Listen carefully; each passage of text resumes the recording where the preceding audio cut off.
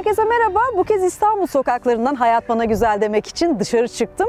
Ben dışında herkes evinde olabilir çünkü dünya özel bir dönemini yaşıyor. O yüzden bu bölüm aslında bir İstanbul gezisi değil de İstanbul'da İstanbul'un hikayeleri gezisi olacak ve bir konuğum olacak, Coşkun Aral. Onunla buluşacağım.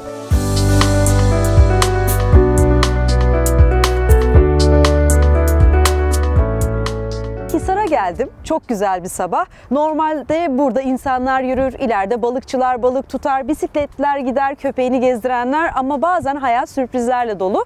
İstanbul'da sürprizlerle dolu. Ne demek istiyorum? İstanbul öyle bir şehir ki Avrupa ile Asya'nın bir araya geldiği, ortasından deniz geçen ve 3 tane imparatorluğa ev sahipliği yapmış dünyanın en özel şehirlerinden biri ve hemen arkamda Rumeli Hisarı'nın surlarını görüyorum. Bahar aylarında Hisar'da olmayı her zaman sevmişimdir. Bir kere şu resim, bu surlar inanılmaz büyüleyici ve onun önünde ergovanlarıyla tam bir İstanbul resmi burası. Karşısında da Anadolu Hisarı var. Karşılıklı iki hisar. Bu hisar Fatih Sultan Mehmet İstanbul'u fethetmeden önce inşa ettirmiş ve çok kısa bir zaman diliminde. Hatta bizzat kendisi inşaatın başında da durmuş dönem dönem. Her bir kulede ayrı bir paşa tarafından denetlenmiş. O yüzden kulelerin isimleri paşaların isimleriyle anılıyor.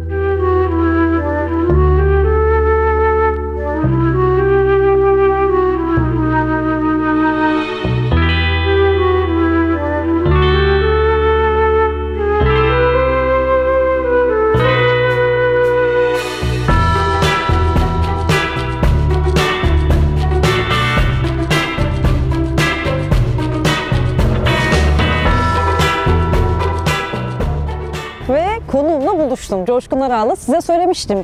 Bu İstanbul bölümü bir İstanbul gezisi değil, İstanbul ve hikayeleri gezisi olacak.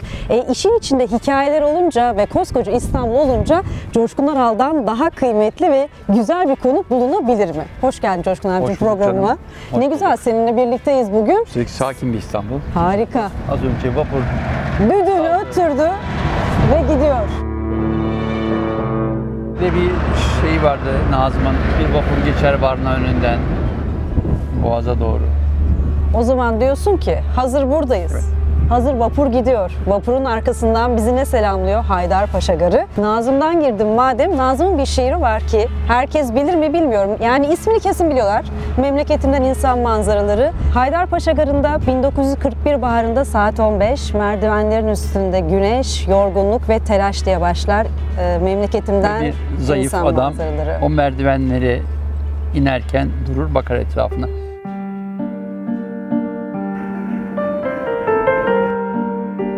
O merdivenler benim için de çok önemli çünkü 5,5 yaşımda aşağı yukarı işte 6'ya da basmamıştım, burada bastım çünkü. Hem sağlık sorunlarım hem de daha iyi eğitim almak için İstanbul'a gönderildim halamların yanına. Merdivenler ve benim gibi İstanbul'a gelenler çünkü Şark Ekspresi, Kurtalan Ekspresi diye tanımlanıyor. O ekspresten inenlerin çoğu İstanbul'a ya birilerini yakınlarını ziyaret etmek için ya da yerleşmek için hakikaten elinde bazıları tahta bavullarıyla, o eski Türk filmlerinde de gördüğümüz eski fotoğraflarda.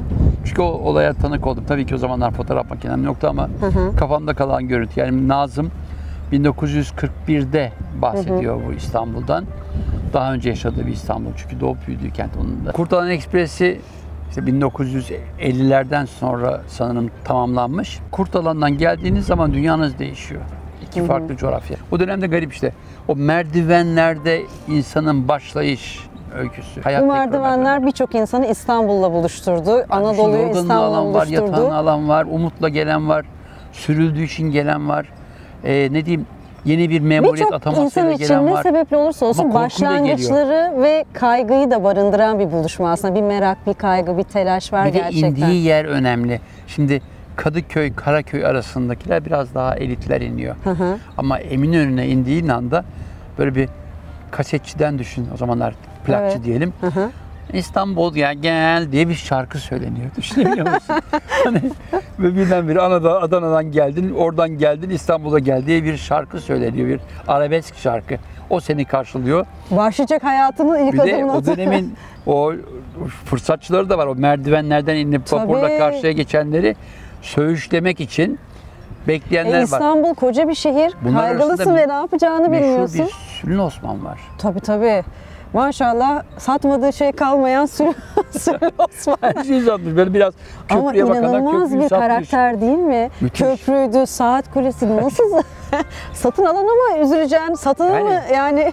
Ya zaten bizim rahmetli Abidin Dino'yla en büyük ama en büyük idealimiz o memleketinden insan manzaralarını filme çekmekti. Abidin Bey işte ömrü vefa etmedi. Benim kamera sahibi olduğumda onu çektim ama hep kafamda o vardı. Onunla beraber gelip. Çünkü Nazım'ı o da işte 30'larda falan tanımış. Ardından çok büyük bir dostluk oluşmuş aralarında. Ben Nazım'ı tanımadım ama Abidin Bey'in vasıtasıyla tanıdım. Tanıdın. Abidin de şey derdi, keşke sen de Nazım'la tanışsaydın derdi zaman zaman.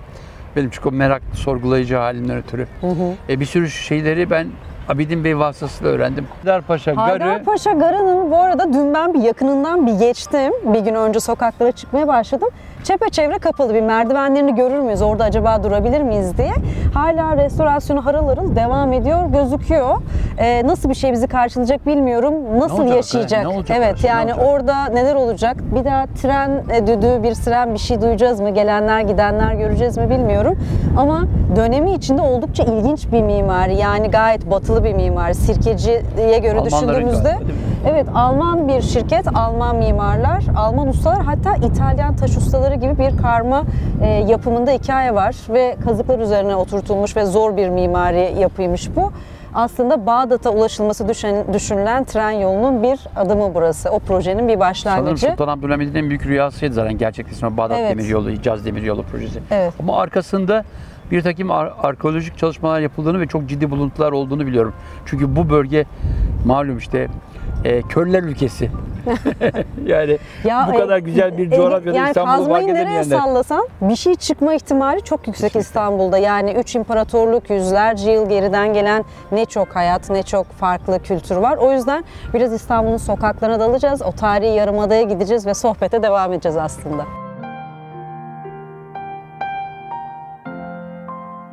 İstanbul'da hangi semte geldi? Aksaray. Aksaray. Yani Aksaray. Aslında İstanbul'u Sofular bildiğimiz Mahallesi, Ragıp ilk Bey İstanbul. Sokak. Bir İstanbullu mahallesi. Tabii. Sokağın ismi hala aynı mı? Var mı Ragıp Bey bakarız. Sokağı? Tamam. Bakalım bence Sofular de. Mahallesi. Bir tarafta Horhor Çeşmesi. Oradan Fatih'e çıkan yol. Karşı komşumuz bizim Arnavut'tu. Yani o zamanlar böyle düşün, biz teraslı bir evde oturuyorduk. Terastan cumbalı bir evde oturan Arnavut dostlarımız. Çok güzeldi o Ragıp Bey sokağı. Başka mahallelerdeki yakınlarımıza gitme bir seremoniydi. Yani düşün, Kadıköy'e geleceğiz değil mi? İşte cumartesileri Kadıköy'deki akrabalarımızı ziyaret edeceğiz. Vapurda işte halam şey derdi, lükste mi gitsek acaba diye. Çünkü lüks mevki vardı.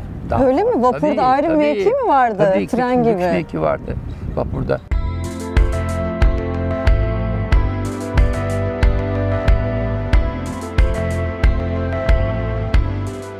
Şimdi Fenerbahçe'deyim. Çünkü Fenerbahçe de benim İstanbul'daki hayatım içinde ayrı bir yerde. Hiçbir zaman Anadolu yakasında yaşamadım. Ama burada özellikle hafta sonları yelken yapmaya gelir. Böyle kızlar takımı denize açılırdık. Şuradan böyle geliyorduk. Buradan bir değil ikiler içeri, hop, Vereni Marmara Adalar.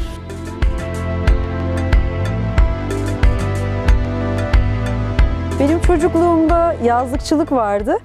Anadolu yakasındakiler Tuzla tarafına, Avrupa yakasındakiler de Tekirdağ'a doğru Silivri, Kumburgaz'a giderdi. Ben Kumburgaz çocuklarındandım. Ve o zaman işte böyle yaz başlardı. Kışı geçirmiş olan deniz böyle yosunlu yosunlu taşlı. İlk bir çekinirsin, sonra atarsın kendini suya. İstanbul'da Marmara'sı var, Karadeniz'i var, Boğaz'ı var. Daha ne olsun?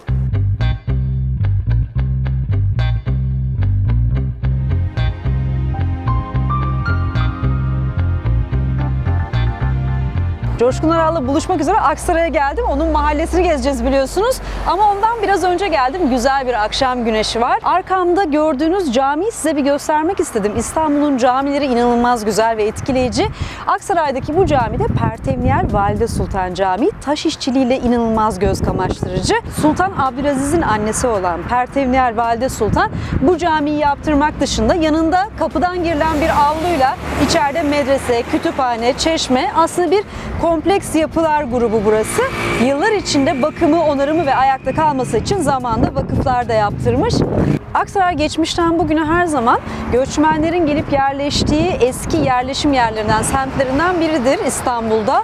Caminin hemen yanında Pertevniyal Lisesi var ve biraz arkada da Horhor. Horhor antikacılarla ünlüdür. Bir de tabii kebaplar vardır orada, kebapçılar.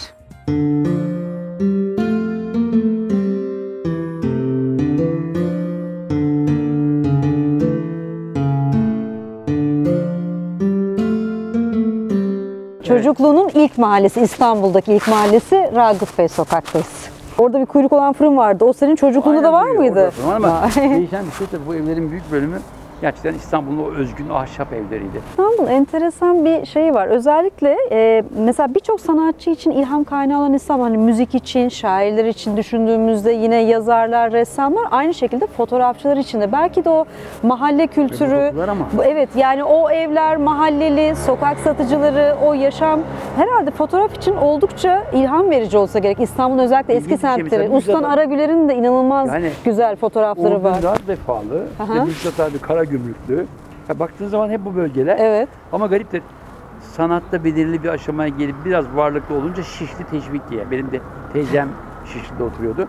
Orada gitmek bir ayrıcalıktı. Belirli bir saatte de otobüs giderdi. Tıpkı karşıdan lüks mevkili vapurlarla geçtiğimiz gibi. O İstanbul'da garip bir kozmopolitizm vardı. Ama gelip mesela burası Siirtli, yanı başımız Balkan göçmenleri. Buradan Dostov'a gittiğimiz zaman direkt olarak Balkan göçmenlerinin içine düşüyordu. Zaten benim dedemin olduğu zamanlar aynı zamanda. Arnavut turşucusunun burada başlangıç noktası olması İstanbul'un o geçirgenliğinin göstergesiydi.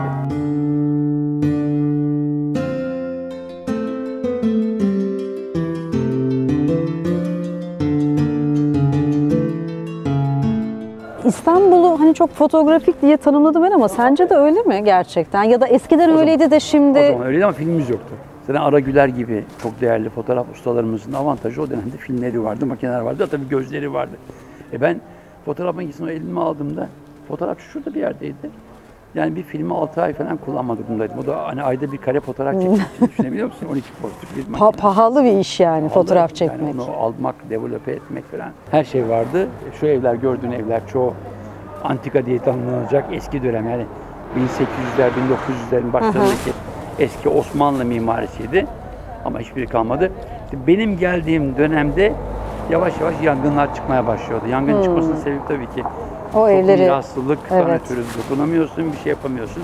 Ama yansın da yerine bir şey dikelim diye. Ama ardından ben fotoğrafı kafama taktım. Özellikle o Siirt'te yazları çıraklık yaptığım Siirt'te Mücadele Gazetesi'nde orada bastırdığım bir basın tanıtma kartıyla İstanbul'da mahkemelere gitmeye başladım.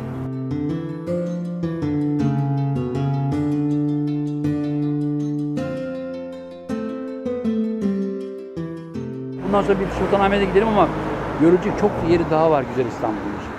Çok fazla yer var. Özellikle ama tarihi yarımada. Bu tarihi yarımadadan birkaç noktaya daha dokunalım. Sonra biraz Galata ve Tophane, oraya doğru bir yol alalım istiyorum. Çünkü senin orada bize anlatacağın güzel şeyler var.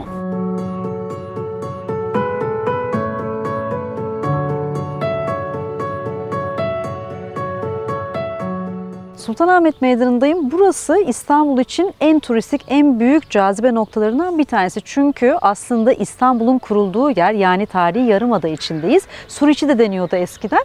Hemen arkamda oldukça ünlü bir mimari yapı var. Bugün müze olarak kullanılan Ayasofya. Oldukça eski bir tarihi olan bir mimari yapı. 500'lü yılların başında yapılıyor. Aslında çok eskiden bulunduğu nokta mistik bir nokta olarak kabul ediliyor. Hatta dünyada L hatları diye bilinen tapınakların ve kutsal binaların üzerine kurulduğu L hatları vardır. Ayasofya'da onlardan birinin üzerinde. Çok eskilerde pagan tapınakları varmış. Günümüze geldikçe farklı medeniyetlerde ve kültürlerde hep tapınaklar inşa edilmiş. Ta ki en son arkada gördüğünüz Ayasofya yapılana kadar Justinianus tarafından yaptırılmış. Çünkü rivayete göre rüyasında burayı görmüş ve baş mimarına demiş ki ben rüyamda böyle bir tapınak gördüm, kilise gördüm, bunun yapılmasını istiyorum. O da demiş ki aynısına inanmazsınız, ben de gördüm.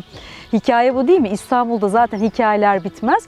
Velhasılı bu Ayasofya yapılıyor. Yapıldığı dönemde Ortodoks Patrikliği'nin merkezi, daha sonrasında Fatih Sultan Mehmet İstanbul'u aldığında burası oldukça yıkık ve dökük durumda. Birçok şey geçiriyor tabii ki yıllar içinde.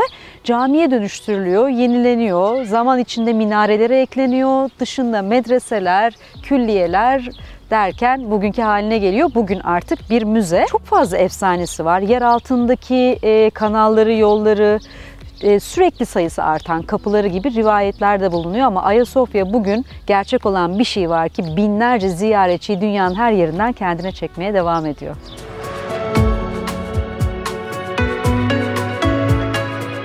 Ayasofya'nın hemen karşısındaki komşusu Sultanahmet Camii. Bu cami de Mimar Sinan'ın öğrencisi Sedefkar Mehmet Ağa tarafından yapılmış ve içindeki el boyaması İznik Çinilerinden dolayı Blue Mosque yani Mavi Cami olarak dünyada tanınıyor. En büyük özelliği, alameti farikası Osmanlı döneminin ilk 6 minareli camisiymiş. O dönem için çok iddialı bulunmuş. Hatta çok eleştiride almış. Çünkü neden? O dönem 6 minareli cami sadece Mekke'de varmış. Bunun üzerine, bu eleştiriler üzerine dönemin sultanı Mekke'deki camiye 7. bir minare eklemiş.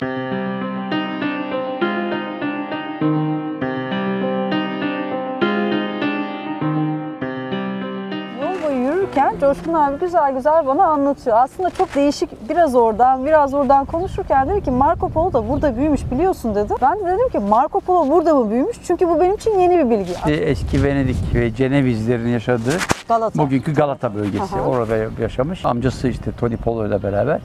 Buradan yola çıkıyorlar. Dönüşte de Trabzon üzerinden buraya geliyorlar. Evet. Onun üzerinden ilgisini çeken. Çünkü o yol yapılıyor. Yani amcası, babası defalarca o yolu yapmışlar o İpek yolunu. İpek yolunu. Ama biraz sorgulayıcı o. Gençliğinden beri çünkü çocukluğundan beri bir sorgulayıcı özelliği var. Küçük Marco'nun. İstanbul'dan kimler geçti dediğin zaman işte 8500 değil 400 bin yıllara indik. İşte Yarımburgaz mağarasıyla. İlk Afrikalının daha boğaz olmadan izleri var. Bu Ayasofya yerine 500'lerde 10. yüzyılda çünkü depremlerden etkileniyor, yıkılıyor. Peki niye bu kubbe tasarımı sonradan İslam mimarisinde Osmanlı modeli diye bir model çıkarttı? Baktığın zaman diğer İslam ülkelerinde bizdeki gibi kubbeler ve minare yok. Farklı. Çünkü Sinan inanılmaz bir dahi ve onun da ilham kaynağı bu topraklarda yetişmiş daha önceki büyük mimar ve mühendisler. Çünkü o zamanlar mimarlık ve mühendislik aynı kafada. Bir tarafta estetik var, diğer tarafta hesap kitap var. Kalfalık ve çıraklıkları bu topraklardaki geçmişte yorulmalarından kaynaklanıyor. Çok zengin bir coğrafya. Düşünebiliyor musun?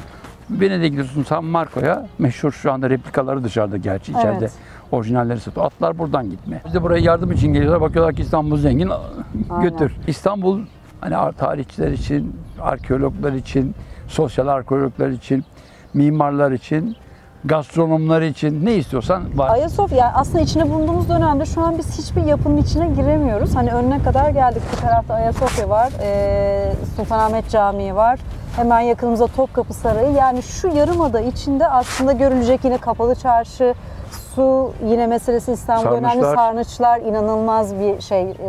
Hipodrom, yani günlerce gezsek sadece bu yarımada içinde vaktimizi yetiremeyiz gerçekten. Şimdi bir otel olan eski cezaevi. Ben çocukluğumdaydı işte gazetede çıkan fotoğraflardan hatırlıyorum. Meşhur Sultanahmet Cezaevi.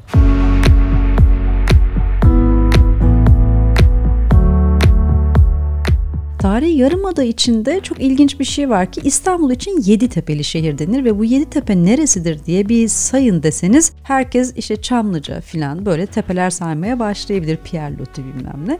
Aslında öyle bir şey değil bu. Yeditepe'de Tarihi Yarımada içinde yer alıyor ve bunlar üzerinde camiler inşa edilmiş. Yani Fatih Camii bir başka tepe üzerinde, Süleymaniye yine bir tepe üzerinde, Sultanahmet'teki Ayasofya da öyle. Yine hemen bulunduğumuz noktaya çok yakın yıllarca Osmanlı Hanedanlığı'nın hem devlet yönetiminin hem de ailesinin yani hanedanın, sultanın ve şehzadelerin yaşadığı Topkapı Sarayı da oldukça yakınımız bir noktada. Topkapı Sarayı gerçekten enteresan ve keyifli bir yerde duruyor. Yani Sarayburnu'nda tepe bir noktadan şehre bakıyor. Tıh tıh tıh ey günler. Şu kapının yanında durayım bakayım nasıl görünüyor. Şuraya bak, kapının büyüklüğünü anlayın. Topkapı Sarayı'nın avlusu içinde yer alan Aya Erini Kilisesi de benim yine çok sevdiğim mekanlardan biri İstanbul'da. İlk olarak 4. yüzyılda 1. Konstantin tarafından inşa ettirilmiş ve Bizans mimarisinin özelliklerini taşıyor ama fethin ardından o da camiye çevrilmiş. Bugün Aya Erini gerçekten çok keyifli konserler için kullanılan bir mekan.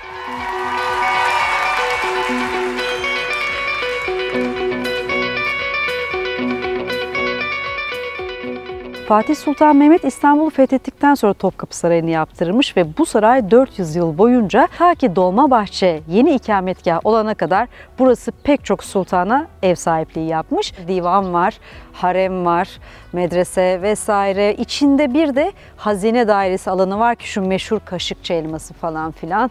Yani gezip görmek lazım. En son ben de ne zaman gezmiştim bilmiyorum. Sanıyorum sokaklara özgürce çıkabildiğimiz ilk anda kendimi tüm bunların içine bir kez daha atacağım. Gerçi geçen kış Ayasofya'yı gezmiştim. Muhteşem kubbesini ve içini bir kez daha görmüştüm ama Topkapı Sarayı'nı mutlaka en kısa sürede gezeceğim. Bence siz de gezmelisiniz. Şurada da deniz. Bu arkamda gördüğünüz çeşme Vakıf Sebil Çeşmesi diye geçiyor. 3. Ahmet Çeşmesi. Zaten Osmanlı'da böyle su ve şerbet dağıtmak için hayrına böyle çeşmeler yaptırılıyormuş. Bu da onlardan bir tanesi. Oldukça da güzel bir çeşme bu. Bu Suriçi dediğimiz tarihi yarımada, yani İstanbul'un kurulduğu yer sularla çevrili bir alan. Öyle düşünün, deniz ve suların üzerinde yükselen bir şehrin tarih boyunca her zaman içme suyu problemi olmuş. Ve içme suyu şehrin dışından su kemerleriyle getirilmiş ve sarnıçlarda depolanmış. Bunlar içinde en popüleri, en turistik olanı da Yerebatan Sarayı. Sarayı deniyor ama o sarnıç 300'ün üzerinde sütundan oluşan ve 80.000 ton kadar suyun depolandığı dev bir sarnıçmış gerçekten. Bugün birçok kültür sanat etkinliği ve konserler için kullanılıyor ve içindeki Medusa başlı sütunda ayrıca popüler bir fotoğraf malzemesi turistler için.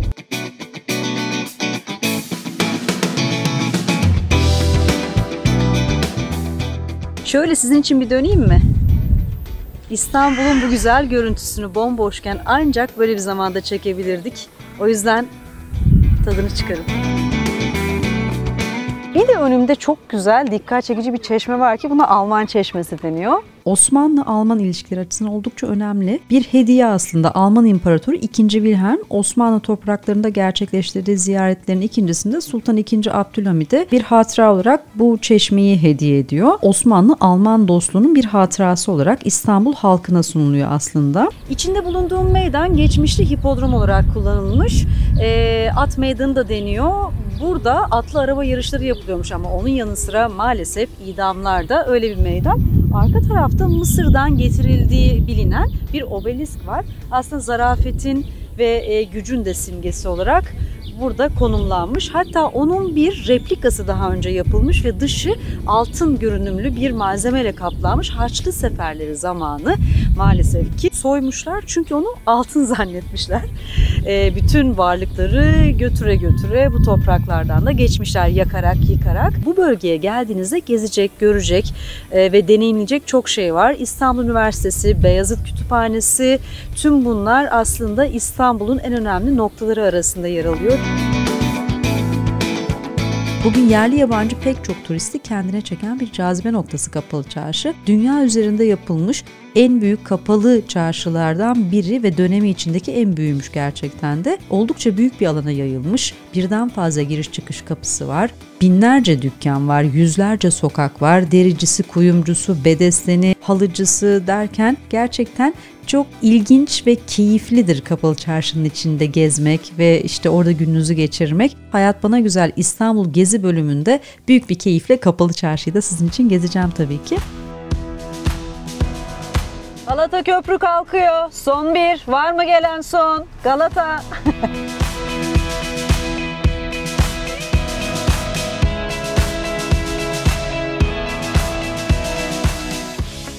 İstanbul'da olta balıkçılarının toplanma mekanıdır aslında Galata Köprüsü. Biraz da İstanbul'un seyir terası gibi. Şimdi Galata Köprüsü üzerine yürürken bir küçük hikaye daha paylaşayım sizinle. Haliç üzerinde uzanan bu köprü iki yakayı birbirine bağlıyor. Yani Eminönü ile Karaköy'ü, yani eski İstanbul'la yeni İstanbul'da diyebiliriz. Bu taraf aslında Pera'ya doğru devam ediyor. Pera zaten karşı anlamına geliyormuş. Dönem içinde azınlıkların, Levantenlerin yerleştiği bölge orası. Buradan bakınca Galata Kulesi'nin de ucunu hemen görebiliyoruz. Eski Galata Köprüsü 1992'de yandıktan sonra şu an üzerinde olduğumuz köprü yapılmış aslında. Eski Galata Köprüsü altındaki mekanlarıyla, barlarıyla, balıkçılarıyla da çok keyifli, İstanbulluların yaşamayı sevdiği bir köprüydü. Köprüyle ilgili birçok hikaye var. Mesela Haliç üzerinde farklı dönemlerde her zaman bu iki yakayı birbirine bağlamak için köprü yapma fikirleri olmuş ve denemelerde yapılmış. Ama bu anlamda, bu yapıda bir köprü 2. Beyazıt zamanında ilginç bir hikaye var ki Leonardo da Vinci 2. Beyazıt'ın buraya bir köprü yapmak istediğini öğreniyor Haliç üzerine ve kendisi bir köprü tasarlıyor ve bir mektup yazıyor. Aslında bir anlamda Leonardo da Vinci 2. Beyazıt'a iş başvurusunda bulunuyor köprü yapmak için. Fakat cevap alıyor mu? Hayır, almıyor. O mektuba hiç cevap gelmiyor. Söylenen o ki Leonardo'nun yazdığı bu mektup Ricardo imzasıyla bugün Topkapı Sarayı'ndaymış. Köprüyle ilgili ilginç bir şey daha öğrenmiştim. Hani bir kağıt oyunu vardır Bridge diye. O Bridge diye bildiğimiz oyunda aslında bu iki yaka arasındaki köprü Bridge'den gelen bir durum.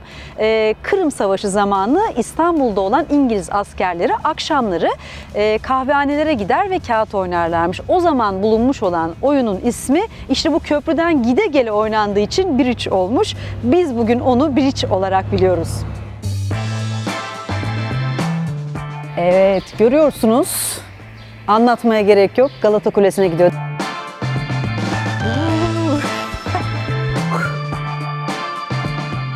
Galata Kulesi civarında sokaklarda dolaşmak çok zevkli. Bir kere çok güzel mimari yapılar var. Aynı zamanda bu gördüğünüz merdivenler ki oldukça ünlü bu merdivenlerin fotoğrafı da. Halk arasında komando merdivenleri deniyor ama aslında ismi Kamondo merdivenleri. Çünkü zamanında Galata'da yaşayan çok fazla ticaret yapan insan varmış. Bu merdivenleri yaptıran ailede soyadı Kamondo olan bir tüccar aileymiş. Zaten merdivenler Bankalar Caddesi ile Banker Sokağı zamanında birbirine bağlamış.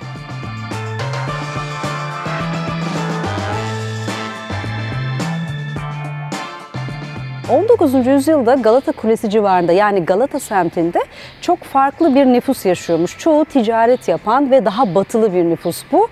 O yüzden Fransızca ve İtalyanca sokaklarda duyulurmuş. Resimde daha fesli veya şalvarlı değil, batı tipi giyinmiş. Burada yaşayan isimlerden biri var ki o benim için çok ilginçti. Belki siz de bilmiyorsunuzdur. Jean-Jacques Rousseau'nun babası Isaac Rousseau. Sarayın saatçisiymiş efendim. Umarım ismini doğru söylemişimdir. Isaac diye hatırlıyorum. Jean-Jacques Rousseau'yu biliyorsunuzdur herhalde. Fransız devriminin başlamasında öncü olan isimlerden biridir. Özgürlük, adalet, eşitlik ve daha demokratik bir hayata çağrı yapmış kendisi. Güzelim, sen de mi Kamondo merdivenlerini gezmeye geldin? Aa, yaptı. Sen ne istedin? Sevgi mi istedin? Fırça gibi olmuş tüyleri, yazık. Tüpçükler sizi.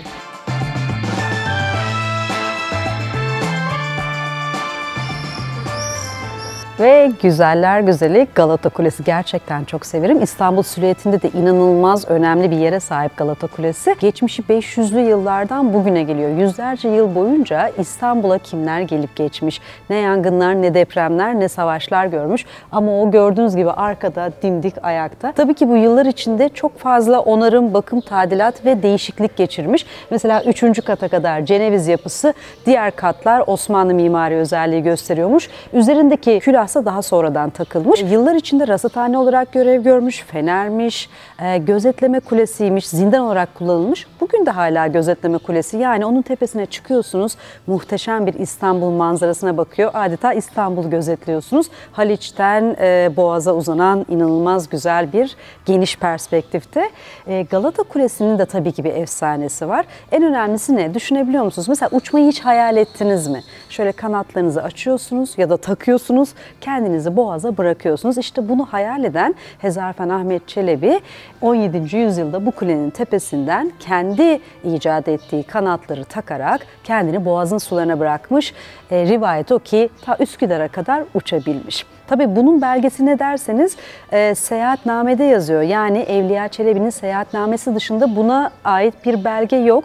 Çelebi de bir parça abartıyormuş. Bilim insanları ve tarihçiler bu bir safsata, bu bir rivayet diyor. Ama ne olursa olsun kulağa hoş geliyor bir insanın şu kuleden boğaza uçabilmiş olması.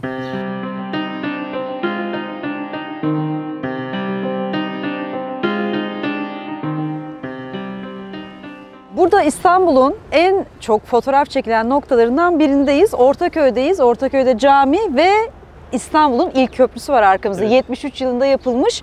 Hem dünya için açılmış, pardon. Ben 73'ten itibaren tanımaya başladım köprüyü. Çünkü eniştemin yeğeni bu köprüde mühendisdi. Birkaç kez daha inşaat sırasında üzerinden geçme şansına sahiptim. Halatların üzerine bir merdivenden yol yapmışlardı, bir garip alüminyum bir yol. Üzerinde yürümüştüm. Üstelik Mecidiyeköy'den yürümeye başlamıştım. Kaç yaşındaydın? 16 yaşındayım. Lisede falan mısın? Lise. Asırların rüyası Boğaziçi Köprüsü'nü trafiğe açacak kurdele, Cumhurbaşkanımızın eliyle kesildi. Cumhuriyetin bu ender eseriyle yurdun iki yakası ve dünyanın iki kıtası birbirine bağlandı. Açılışında bizzat bulundum. Küçük bir fotoğraf makinemle bir balon getirildi, sıcak hava balonu. Açılışta, şov tabii için. Şov için getirildi. Onu çektim. Çünkü 12 kare fotoğrafım vardı, bir rulo film. 12 kare. Danny Kaye isminde bir Amerikalı showman çağrılmıştı. Onun resmini çektim. Kendimce bir haber yaptım. Siirt'te muhabiri oldum. Mücadele Gazetesi'nde. Benim için büyük bir olaydı yani. Düşün, gazetecilerin arasına giriyorsun. Daha tüylerim bitmemişti. Düşünebiliyor musun? Bu köprü açılışında insanlar, vatandaşlar üzerine çıkıp yürüdüler mi? Yürüdüler ama ne oldu? Ne oldu? Ne oldu? Tarihte görmüş olduğum benim en ilginç katastrof başlangıcı diyebileceğim bir olaydı.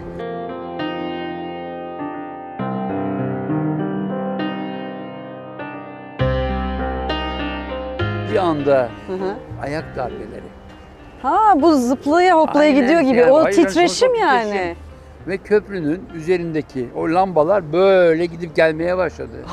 Ben gördüm bunu tabii, o zamanlar kaydetme imkanım yok ama arşivlerde, TRT arşivinde veya Genelkurmay arşivinde bulunur.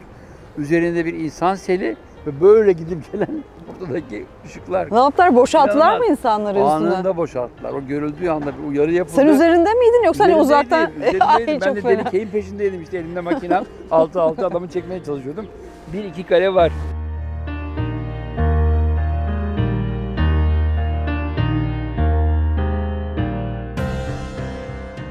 O köprü uzun bir dönem halka da açıktı. Asansörlerine binip çıkıyorduk.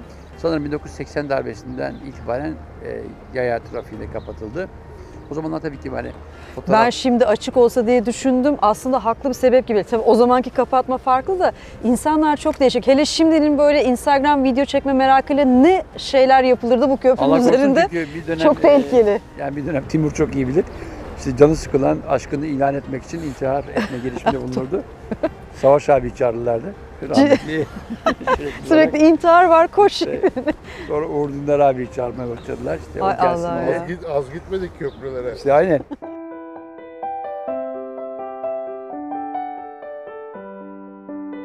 ...1954 yılında kışın insanlar buzların üzerinden atlaya atlaya karşıdan karşıya geçmişler. Ne macera. Ben de çok isterdim. Ama fotoğrafları bulunabilir çünkü gazetelerde konu olmuştu o dönemde. Bu arada tabii buradan böyle İstanbul'a, tarihi Yarımada'ya giderken en uç nokta Karaköy. Tam yanı başı Tophane. Bizim için de önemli. Tophane zaten Fatih Sultan Mehmet İstanbul'u fethettikten sonra Haliç'te tersane, Tophane'de de tophane yapıyor. Yani top döküm yeri. Aynen. Sanayileşme hareketi gibi. Sanırım gemilerin çıkarıldığı yer oraya yakın bir yer olması gerekir.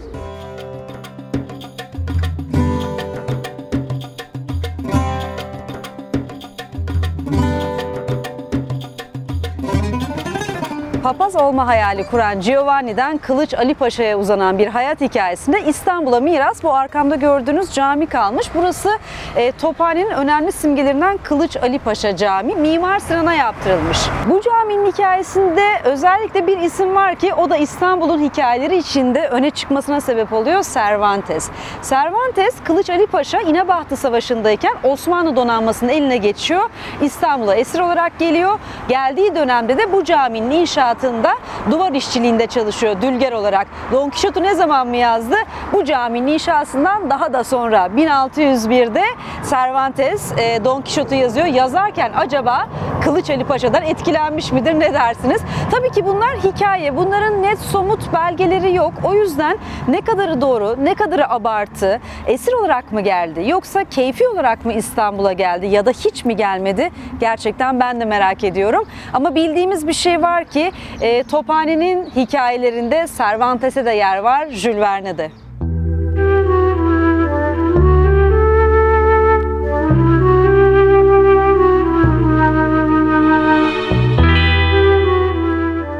Kuş gibi uçtuk geldik, Ortaköy'ün karşısına konduk. Orada Beylerbeyi'ndeyiz. Ortaköy'de birazcık Tophane'den bahsetmeye başlamıştık. Amerikan pazarı değil, pazar var Tophane'de. Yani kaçak giyim eşyalarının, bazı ürünlerin pazarlandığı bir pazar. Çocukluğumda yazın 4 ayını orada çıraklık yapıyordum. Dükkanın önüne önce sabah erken gelip önce tozunu almak, ardından süpürmek, çöpü atmak ve çöpü atarken mesela bir keresinde hemen yanı başımızdaki malul yurdu vardı, Gazi yurdu. Bir gün baktım İsmet İnönü. Tanıyorum adamı. Birdenbire beni görünce yanıma geldi, başıma okşadı. İsmin ne dedi, ismimi söyledim. Nerelisin dedi, Siirtliyim deyince kimlerdensin dedi. İşte Aral deyince amcamın ismini söyledi, amcamı tanıyormuş falan. Ben de sordum, siz burada mı kalıyorsunuz? Evet demişti. Gazi arkadaşlarım var. Bazen gelip onlarla beraber geceliyorum. En komik tanışmam da yine bir sabah yazın, erken saatler. Yine aynı çalışma dönemi, yine Amerikan pazarı. Amerikan pazarı. Bir baktım böyle, günde 5 film seyredilen dönemlerde büyüdüğümüz için Charles Bronson ve Tony Curtis. Yanlarında da eşleri. İnanmıyorum. Bir de bir iki kişi. Birdenbire görünce böyle o merhabalar falan. O tabii Amerikan filmlerinden öğrendiğimiz İngilizceyle. Satış yaptın mı? Satış da yaptım. İşte Tony Curtis, Charles Bronson. Ne için geldiklerini sor dedim. Film çekimi. Filmin ismini sordum. Paralı Askerler diye film. Ve aylarca ben o filmi aradım. Yıllarca bekledim. Film Türkiye'ye gelmedi. Kurtuluş Savaşı sırasında silah satan iki Amerikalının işte hem Mustafa Kemal'le buluşması hem bir takım adamlar vasıtasıyla böyle devletle iş yapmaları. Hiç unutmam. Buldum ben sonra afişini. Yani yıllar sonra filmin afişini buldum. Kendisini izledim.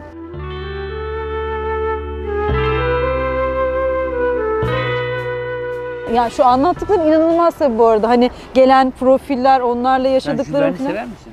Jules Verne'i severim. Ya Jules Verne bizim bütün hayal gücümüzü genişletmiş. İşte denizlerin altından aynen balonla İstanbul dünyayı. 80 günde dünya turu, işte Ay'a seyahat, her şey. Nasıl bir hayal Jules gücü. Bir kitabı var. İnatçı Keriban'da. 2 cilt üstelik. Peki İstanbul'da geçiyor. Kendisi İstanbul'a gelmiş mi gelmemiş mi belli değil. Ama bir İstanbul var ki Jules Verne orada kitabın neredeyse yani 5'te 1'ini Ramazan Tophanesi'ne ayırmış. Kılıç Ali Paşa Camii ve aslında onun hikayesi Cervantes'le birleşiyor ama yine o da gerçek mi değil mi, burada mıydı, senden dinleyelim. Yazdığı bir kitap var. Harem üzerine bir kitap. Kitabı burayı bilmeyen bir insanın yazması imkansız. Cervantes İtalya'ya kaçıyor. İtalya'ya kaçıyor. Kaçarken bizim İnebatu Savaşı'nda Haçlı düşüyor. seferleri oraya katılıyor. Orada kendisini yakalayan donanma komutanı Kılıç Ali Paşa. O da bir İtalyan kökenli, devşirme. Ve birdenbire bir dostluk oluşuyor. Rivayet odur ki o dostluk çerçevesinde geliyor. Cervantes'in bunu yazdığı yıllar...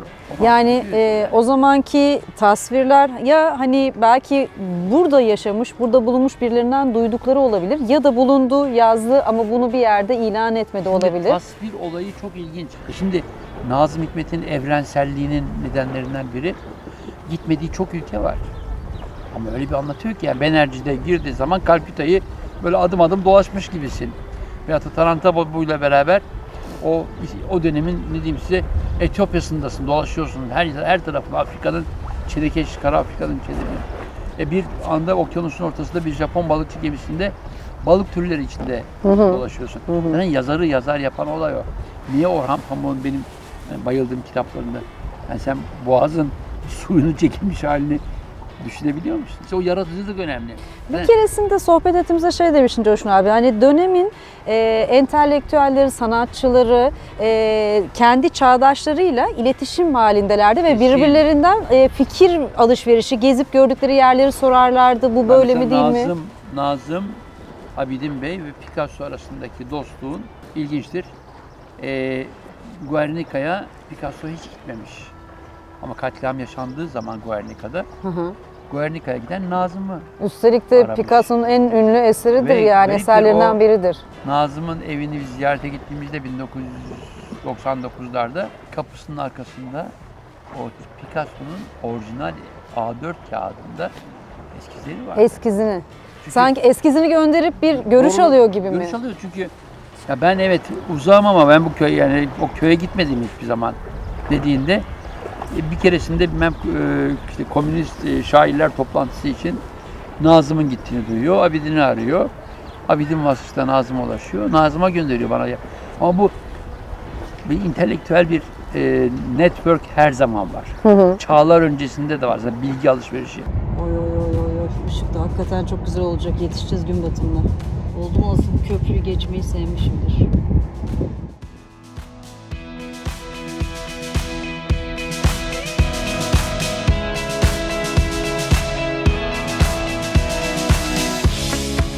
İstanbul'un fotoğrafları, resimlerini şöyle bir düşündüğümüz zaman Kız Kulesi mutlaka bunlar içinde yerini alır. İstanbul'un simgelerinden bir tanesidir. O yüzden özellikle Üsküdar'da, Salacak'ta, kıyıya çok yakın bir noktada açıkta, arkada tarihi yarımada varken özellikle de gün batımında muhteşem bir görünümdür bu. Boğaz'la Marmara'nın birbirine kavuştuğu noktaya doğru gerçekten inci gibi orada durur. Üzerinde kurulu olduğu adacık çok eski asıl tarihi ama bizim şu an gördüğümüz kulenin yapılışı 19. yüzyılmış.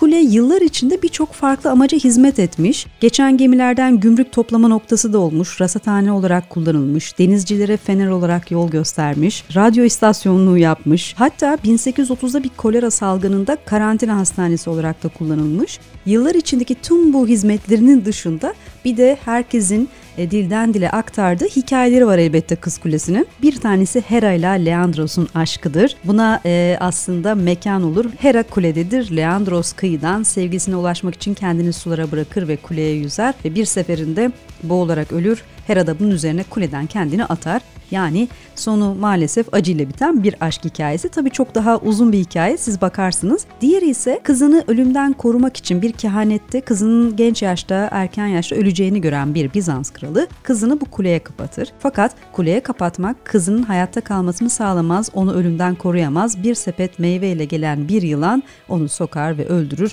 Her iki hikayede maalesef dramatik ama Kız Kulesi ile ilgili hikayeler böyle işte.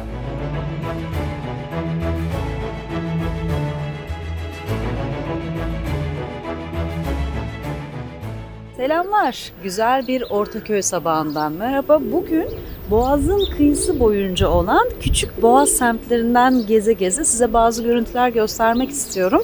Şu anda Ortaköy'deyim. 2 gündür deli bir fırtına vardı. Bugün çiçek, boğaz, göl gibi tek bir hareket yok. Ne bir taka gidiyor, ne bir tekne gidiyor, ne bir gemi gidiyor. Şöyle bir göstereyim.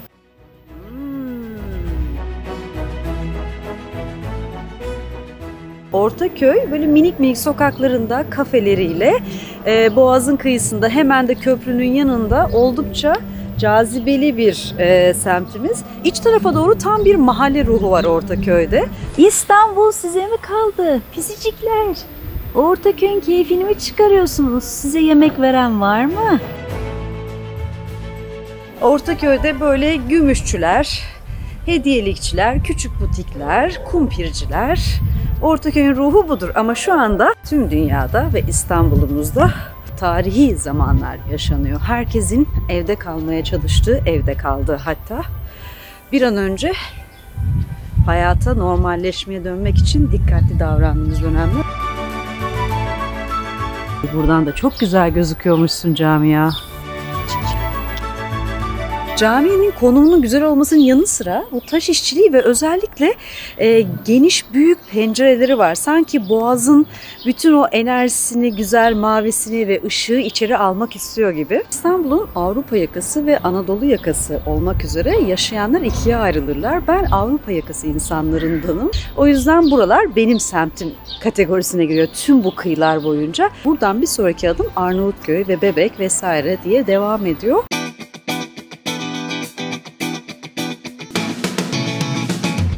Denizin kıyısında hoppidi yunusları gördüm. Acaba koşup size yakalayıp gösterebilir miyim? Halime bak. Ya gidiyorlar, gördün. Hadi gösterin kendinizi güzeller. Evet, gördüm, yaşasın. Öyle ya da böyle. Yunus gördün mü? Gördüm.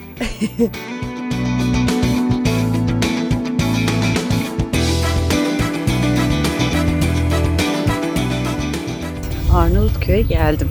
Arnavutköy gerçekten kendine has en güzel boğaz semtlerinden bir tanesi. Özellikle son yıllarda yükselen bir trendle İstanbul'un böyle buluşma, eğlenme, keyifli vakit geçirecek mekanlarıyla insanları kendine çeken bir cazibe noktasına dönüştü.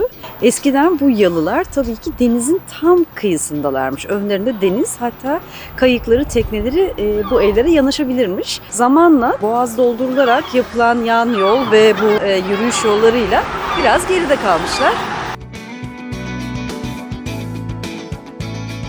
Bu sahil hattı genelde balıkçıların buluşma noktası gibidir. Sabahın erken saatleri, akşam üzeri ve akşam saatleri deli gibi olta balıkçıları bu hatta dizilirler. Hatta öyle ki yürüyüş yapmak bile zorlaşır. Bu boş halini görmek gerçekten mucize gibi olduğundan size göstermek istedim. Benim yine Boğaz'da böyle tarihi eski semtlerinde, Boğaz semtlerinde çok sevdiğim bir mimari yapı vardır. O da şu an arkamda gördüğünüz iskeleler. Emirgan'ı, Arnavutköy'ü, Bebeği, Kanlıca'sı, Kandilli'si böyle pıtı pıtı bir çeşit zikzak çizerek sizi iki yaka arasında taşıyan ulaşım araçları var. Onlarla gezmeyi ayrıca çok severim. Yapmamış olanlara tavsiye ederim. Kendinizi sokağa attığınız ilk günde bunu mutlaka deneyin.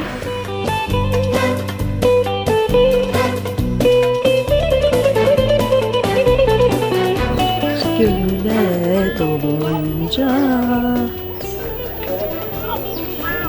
can yaşamak ne güzel. Bebeğe geldim. Bebeğin alameti farikası bence bu Bebek Parkı. Bu arada çimler uzamış. İnsanlar ve hayvanlar üzerine dolaşmadığı için ve de sanıyorum gelip biçilemediği için böyle çimler boyatmışlar. Gerçekten o toprağın kokusu, denizin kokusu hepsi birbirine girmiş durumda. Bebek'te en sevdiğim yer böyle parkın ortasında 2 tane devrilmiş ağaç vardır. Böyle gövdesi yan yatmış. Onun üzerinde oturup etrafı seyretmeyi çok severim.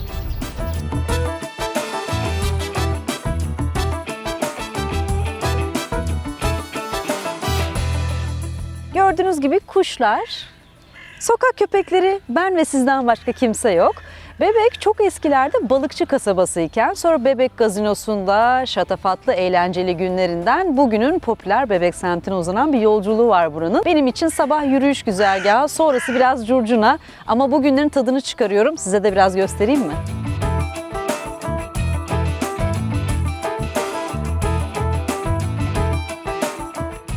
Bu Bebek Park'ın hemen yanında, Boğaz'ın kıyısında arkamda gördüğünüz bina bugün Mısır Konsolosluk binası olarak kullanılıyor. Çok güzel mimarisi olan, yakın tarihte restore edilmiş harika bir binadır. Bunun da ilginç bir hikayesi var. Size onu anlatayım. Bu bina Valide Emine Paşa diye bir kadına ait. Evet, hem kadın hem paşa. Zaten Osmanlı'nın ilk ve tek kadın paşası. Kendisi Mısır Hidivi Abbas Hilmi'nin annesi. Kadın o kadar karizmatik ve zeki bir kadın ki 2. Abdülhamit kendisine çok saygı duyuyor, çok değer veriyor. O yüzden burayı ona hediye ediyor. Yıllar sonra Türkiye Cumhuriyeti ilan edildiğinde Osmanlı sonrası dönemde Valide Paşa bu yalıyı Türkiye Cumhuriyeti Devleti'ne hediye etmek istiyor. Bir mektup yazıyor. Mektuba cevaben kadına şöyle seslenilmiş mektupta. Bebekli Emine Hanım. Böyle seslenilmesinin sebebi Cumhuriyet'in ilanından sonra ağa, paşa gibi ünvanların kaldırılması. Fakat hanımefendi diyor ki bir padişahın bana bahşettiği paşa ünvanını kim benden alabilir deyip sinirleniyor. bu yalıyı Türkiye Cumhuriyeti'ne bağışlamaktan vazgeçip Mısır hükümetine hediye ediyor ve ölene kadar da bu arazi içindeki bir köşkte yaşıyor.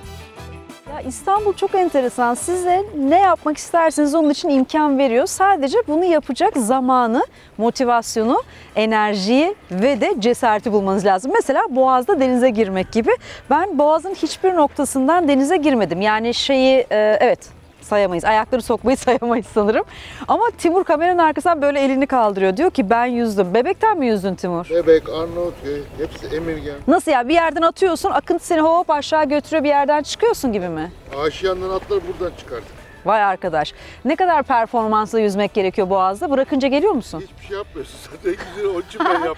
Ama bu güvenli mi peki böyle akıntının içinde yüzmek? Bileceksin nereden? Yoksa açığa bir gittin mi Çanakkale'de alırlar. Al işte bileceksin diyor. Yani Boğaz'da şap şup atla çık çocuk olarak büyümediysen nereden bileceksin bunu? Ha? Söz veriyorum ki sokaklara çıkabildiğimiz ilk gün ben bu merdivenlerden yüzeceğim inip. Hadi bakalım. Şu anda yakınımızda bir yunus sürüsü geçiş yapıyor arkadaşlar. Tarabya sahildeyiz. Biraz daha yakında gelmeleri için duacıyım. Başka da bir şey diyemiyorum ama... Yunuslar yakınımızdan geçer mi diye oturduğum bu yerde hemen arka tarafında Tarabya koyu ve Tarabya Oteli'ni görüyorsunuz. Tarabya Oteli bir dönem Türk sinemasında çok kullanılmış mekanlardan biri. Yıllarca atıl kaldıktan sonra restore edildi ve tekrar İstanbul'a kazandırıldı. Ama isterseniz Türk sinemasında hele bir de Türkan Şoray olursa bir otel sahnesi görelim mi? Aşkın kanununu yazsam yeniden, kimi ümitleri yel alır gider. Aşkın kanununu yazsam yeniden, kimi ümitleri yel alır gider.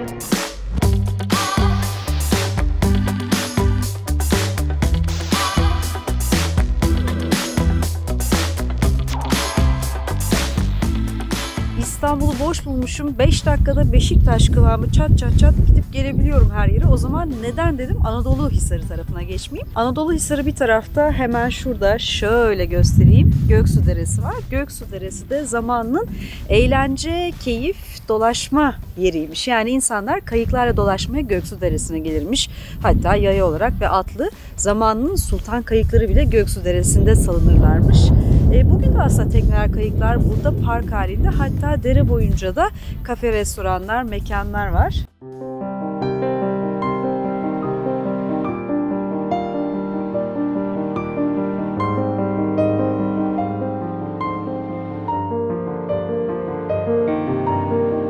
Coşkun abicim, dünyada çok fazla şehir gördün, çok fazla ülke gördün ama dönüyorsun dolaşıyorsun bir noktada evin olan İstanbul'a geliyorsun. İstanbul'u İstanbul yapan şey, hani şöyle bir toparlasak ne diyebiliriz? Yani bu şehre dair böyle bir yabancıyı anlatmak istesen mesela İstanbul'u nasıl tanımlarız? Benim dünyada çok başkent gezdim. Bazılarına bugün bile gitsem hiç tanımıyorum diyebilirim. Hiçbir şey bırakmıyor. Böyle ultra lüks başkentler var, şehirler var. Hiçbir anlam ifade etmiyor. İstanbul, Beyrut, Kahire, Paris, Floransa, Pekin. Tarih olarak, ruh veriyor. Ruh olarak. Çünkü buraya baktığınız zaman 8500 yıldan beri bir sürü iz bırakılmış. Bir sürü. Oradan gelenler, buradan gelenler, buradan gelenler, alttan gelenler, yukarıdan gelenler. Onun bıraktığı izler kalıyor. Müthiş Orada bir tarihi katmanlılık ve kültürel katmanlılık. Kentlerde de onları gördüm ben. İzler. O iz bırakma olayı. Bu lezzette, müzikte, ne diyeyim, konuşma tarzında, sohbetlerde, tüm yaşam kültürüne her yansıyor. şey. Yani işte bunun için şey derler ya, böyle sahil insanları, su insanları farklı olur Evet. diye. Çünkü çok karasal bölgede olduğunuz zaman zaten ya saldırı amaçlı, yağma amacıyla daha sert bir hayat koşulu olduğu için insanların da yaşam tarzını. Karakterin değişir. O karakter değişimi nesilden nesile devam eder. Hep savunma psikoloji içindesin. Ama kıyı insanı, buyurun hoş geldiniz de. Suyun yumuşaklığı. O yüzden İstanbul çok önemli. Ama İstanbul'a ihanet etmeyin diyorum. Güzel söyledin. İstanbul'a ihanet etmeyelim gerçekten de. Çünkü daha özen gösterilmeyi hak ediyor bu şehir. Kesinlikle.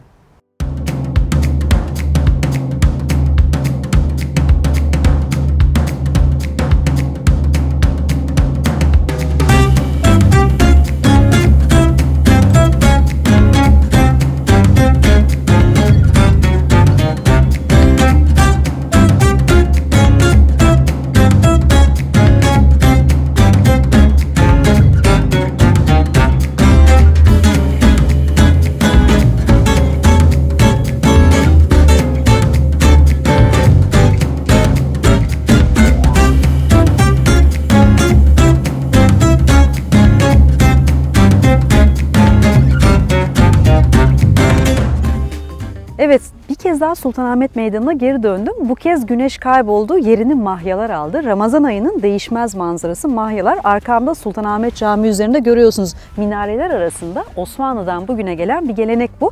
Eskiden kandillerle yakılırken bugün belki ledlerle, ama mesajlar değişmiyor. Normal günlerinde olsaydı İstanbul'da Sultanahmet Meydanı ve bu civarlar gerek iftarını açmak için gelenler, gerek iftar sonrası vakit geçirmek için insanlarla dolup taşardı.